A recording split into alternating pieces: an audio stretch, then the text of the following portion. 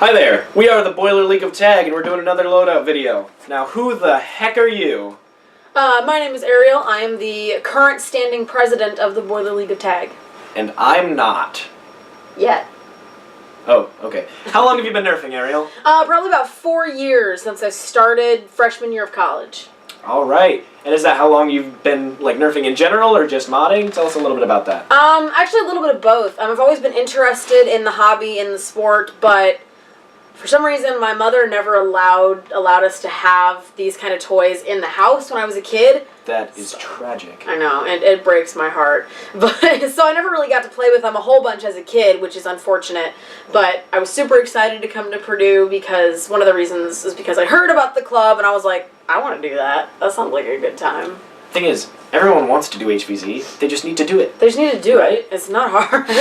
Alright. And tell us a little bit about what kind of blasters you have on your loadout.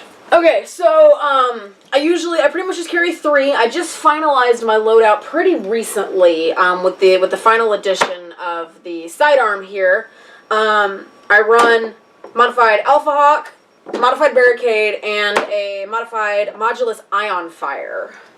All at the same time. That is awesome. All right, tell us a little bit about the Alpha Hawk first. All right, so we're going to start with this big boy. This is Galactica. I don't know. It has an epic paint job. Yeah, it's got it on both sides. Hasbro can't do that. Hasbro can't do that. Yeah, it's pretty easy. You sand off all the stock paint.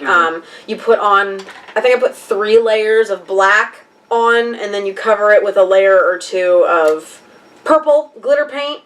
And then all of the swirls and aqua, including the orange up here, work is all done by hand at that point, and then sealed up. I appreciate the orange barrel.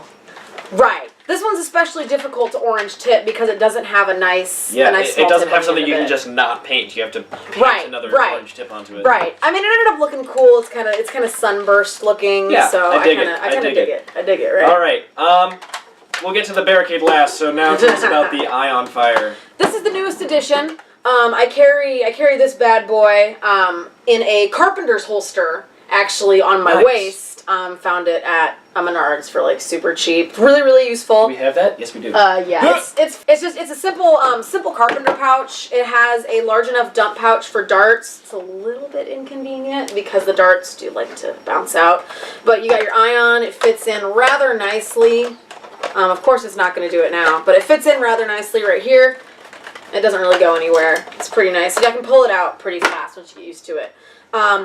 Doesn't have a name yet. I don't know what I'm doing with it. It's going to have the same paint job as the other 2 at some point. It is upgraded with all the locks and restrictors removed, and it also is double or triple springed. I think there's pennies in there too. I don't know. I don't remember. It's one of the few blasters you can still penny mod. Yeah, because it's got it has the floating plunger head. Absolutely. Yeah. I do appreciate the consistent paint scheme. I myself like to have consistent paint schemes on my blasters, as you've seen. Yeah, absolutely. All right, so that's that. Now let's get to your pride and joy. Bring out the Barricade.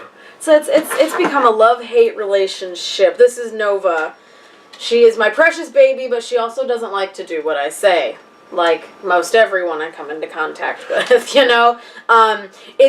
It looks like a standard Barricade. I didn't do any sort of shell modifications because I really like the way it looks. Other than your motor cover there. Well, yeah, that's right. I do have the motor cover because Barricade is not really friendly for larger motors than what's already put in it. So I had to cut out a pretty sizable chunk of both the inner barrel and the outside shell.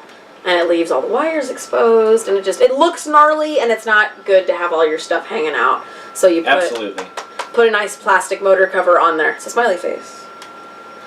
Yay! Hooray! But other than that, there's no like shell body modifications. I like the way it looks. Obviously, it's been custom painted. It's very pretty. This is my very first paint job, so it's a bit more jank than the Galacticas, but I think it still fits. Oh, I like it a lot. Still works. I got her name on there. Tell us a little bit about what internals you have in there. All the internals are completely brand new. I've got a set of Cyclone flywheels, which are among the best sets of flywheels. Oh, absolutely. I have a set of Neo Hellcat motors, which are among the best motors you can put into it. Absolutely. All new wiring. It's a direct system, no extra wires. If you've ever opened up a Barricade before, there's a lot of wires because the the mechanism is really weird. There's this little flip switch. And that's not a rev trigger, is it? No, this is not. The Barricade was not built with a standard rev trigger like you see in your more modern blasters. It had like I was saying, it had a dip switch right here. You would flip it on and off, and that would activate your motors. Right. And if you ask me, that sucks. Think you can give it a test fire for us? Oof, we can try. There's one dart right there. Grab it. Single dart. There's a single dart. There's a single dart. Although I will have to admit, her power is greatly diminished right now because she had to have a bit of a transplant. I've had some issues, like I mentioned originally. I have some issues with her. So, yeah, it's easy. You press this bottom button and it activates. And then you do that. Noisy. It's very noisy, especially... Like most flywheel blasters. Right, especially right now because she's had a bit of a transplant. There was an issue at midnight, the night before a big event. I found out the bottom Hellcat stopped working. Oh, no. I don't know why. We still don't know why. Still don't know why. It's a perfectly good motor. It just completely stopped working. Brand new motor. I'm really upset about it. So we had to emergency transplant an old Neo Rhino. So it has two different motors. Yeah. Right now, I did get a new Hellcat for it though, and I'm really excited. Take that, flywheel purists. Right. So she doesn't really fire at maximum capacity, but at maximum capacity, she can get about 160 FPS out of the muzzle. Which is about the best Barricade I've ever heard of, to be honest. Yeah, that's 160 is our soft SPF cap here at Purdue, so I'm very lucky. See if she'll fire for me. That was still pretty hard, that was still pretty good. Even with the Neo Rhino in there instead of a Hellcat. With the Rhino, she usually, with the Rhino in there, she'll fire 1, maybe 2 shots, totally fine, and then they start fishtailing. Yeah, that's no fun. Well, that's what happens when your flywheels are spinning at even slightly different rates. They do that. I think the Hellcat spins a little bit faster than the Rhino. Just a little bit, yeah. That'll throw it off a bit. Yeah, because the Hellcat is like a step up. Also got more torque, so. Yeah, absolutely. The torque is definitely different on them. I mean, I don't have anything fancy for the battery. You just got some industrial strength Velcro smacked on the back of it there. I kind of like the rugged look. Also, it's my first electric mod, so I think it's okay for it to look kind of jank. But despite how jank it might look, the wiring is completely solid. The soldering is completely solid. Yeah. It's safe as soon as I get the better motor. New motor back the better motor inside of it. Yes. It's perfectly safe. And it's really strong Velcro. It's not going anywhere. Yeah. Which is great. These blasters are particularly good for my play style, along with the tactical pouch. I wear this guy. It's a duct tape strap with some 99-cent carabiners. I love it. It's jank. It's super jank, and it's super cheap, too. I paid like $2 for the whole thing. Yeah, it's easy. You just put it around your back. Of course, I'm not going to be able to do it. And it stays pretty nicely. It feels good with how short I am. And then it's pretty easy to just pull out. You don't have a hat on?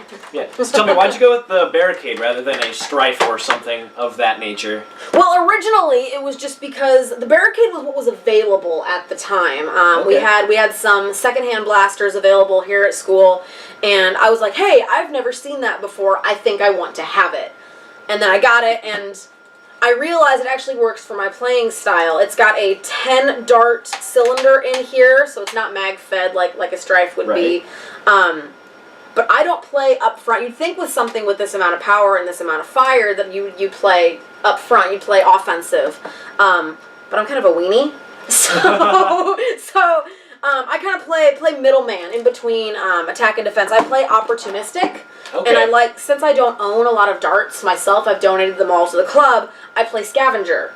Oh, okay. So I carry what I can. So it's better to not have to reload mags and instead reload your cylinder. Absolutely. If you're running in battle, you get behind a wall, you get behind a barricade of some sort, and you find everything else. Also, people shooting darts at you, they don't realize they're just helping you. They're just helping at this point. It's super easy to get the motion in there and fill it up, and it's got a pretty nice rotator mechanism without jamming it and pushing the dart in through the I've always been a fan of the Barricade.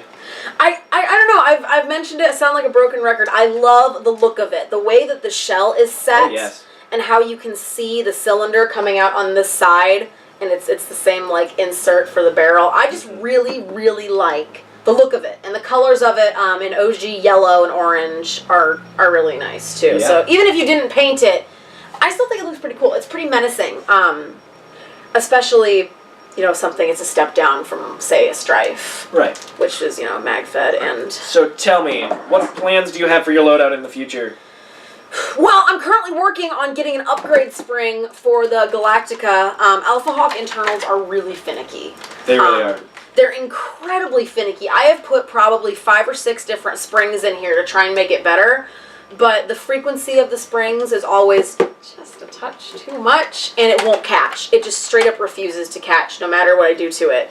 But specialty springs are made by modders online. You can buy them on Amazon. You can buy them on Nerf websites like Out of Darts, which is great. So I'm gonna get an upgrade spring for her, and she's gonna be pretty beastly. She's actually going to be able to shoot as far as she looks like she can shoot. Yes. Her functionality is going to be greatly improved by that. And I'm gonna paint the Ion and give it a cool name, something like that. All right. Yeah, I would love to get something MagFed at some point, but I'm actually really happy with what I got. All of these guys I can keep on my person. You have Galactica on the back, you have the Ion on the pouch, and if you've got Nova running in your dominant hand, because this is my main, then you're set. You're absolutely set. I hope one day to get something to holster Nova with, because if I'm not using Nova, then...